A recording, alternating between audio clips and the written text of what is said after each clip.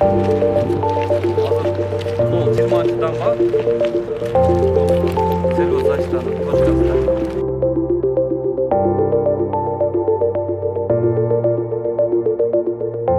200 гектары суунун нугу деп чыгарып атабыз мына. Ал 200 гектары бул мына өздөштүрүлгөн жерлер. Мынтип бош жаткан жерлерде дыйкандар өздөштүргөн жерлер ушул 200 гектар. Анан 125 гектар үлүштүк жер болчу. Кечеги акыркы көтөрүлгөн суу дагы 6 гектарын кошуп алды. Азыр 131 гектар үлүштүк жер керектен чыгарылды да. Айылга жакын агат. Канчалык ылдыйлаган сайын азыр ушул айылга жакындап Кундучу деген участкада үйлөрдүн түбүнөн агат да. Үй болсо огороддун ылдыйынан уже дарыя ушул 20 жылдан ашык ошол жерде агат. Биздин дамбабыз курулуп калса, бизде чегара такталып да калат да.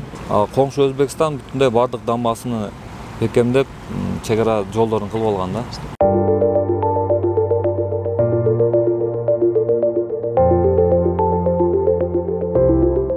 Ар жылы акча дамбага бекитип турса, эми 11 километр биздин элдерибиздин коопсуздугу үчүн 1000 гектар деген жерибизди өздөштүрүүлүгү берүү үчүн, элдерибизге шарт түзүп берүү үчүн эң биринчи коопсуздугун камсыздоо үчүн бир 11 гектарды 11 километр дегенди бул салыш керек да негизи. Эми бул дамба кече жакында эле көтөрүлгөн маселе эмес да, билесиз. Мен 6-чакырылыштан баштап көтөрүлүп атам.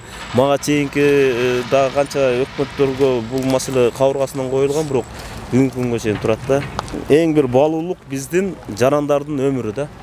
Ар дайым ошол жерде сиздердин таламыңыздарды талашып, биздин элибиздин таламын талашып, ошол жерде дамбанын курулуп калышына колдон келген бардык күчүмдү аракетимди кылам да.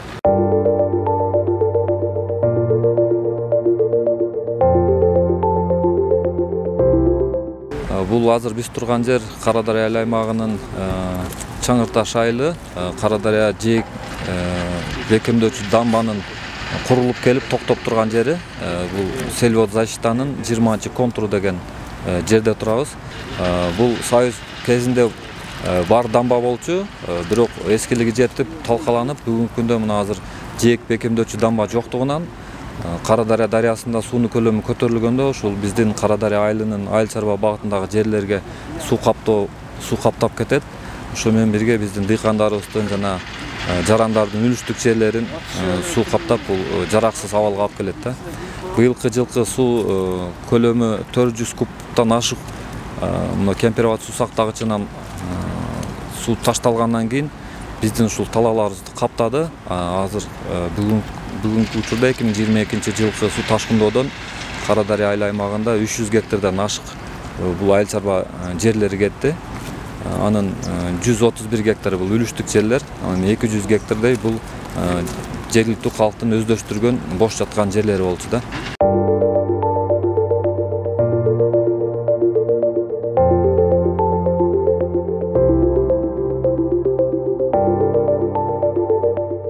Кече жакында кичинекей наристе сууга агып өлдү. Бул маселе дагы мына ошо үйүнөн чыгып эле ошо суунун жакын аккандыгынан, суунун көптүгүнөн жаш бала ошол жерде сууга агып, ал дагы каза тапты да. Бул деген бул биздин бүгүнкү күнү биздин бул жерде жашап аткан элдерибиздин эң бир мына жашоосуна, өмүрүнө бир кооптуу нерсени жаратып атат. Мына ошондуктан азыр өкмөткө мен бул нерсени эмне үчүн көтөрүп атам? Бул жерде мына суунун агымын көрүп атасыздар. Бүгүнкү күнү суунун азыр азыраак агып атканы. Bundan 3 есе көп суу агат. Тияктан өткөндө суу бир топ деген жерлерди алып кетти.